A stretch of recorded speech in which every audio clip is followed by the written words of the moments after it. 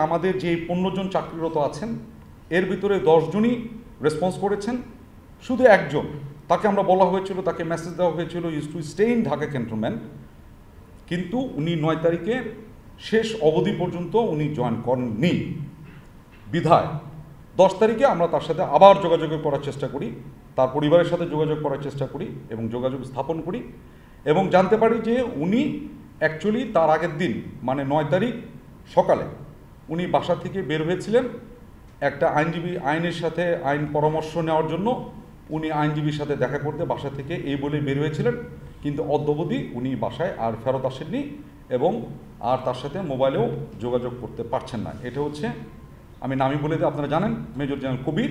যখন এরকম কেউ হঠাৎ করে মিসিং হয়ে যায় তখন তাকে আমরা একটা ডিক্লারেশন দিই, আমরা বলি AWOL, মানে অ্যাবসেন্ট উইদাউট লিভ।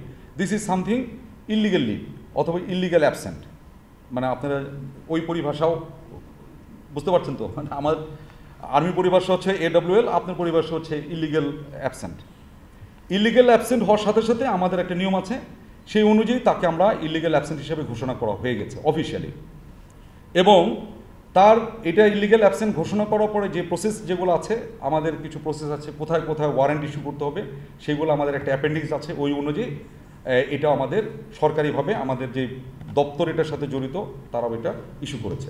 15 জনের মধ্যে একজনকেই শুধু মিসিং, বাকি সবাই জয়েন করেছে, এই হেফাজতে চলে আসছে। 14 জনই আমাদের সেনা হেফাজতে চলে আসছে।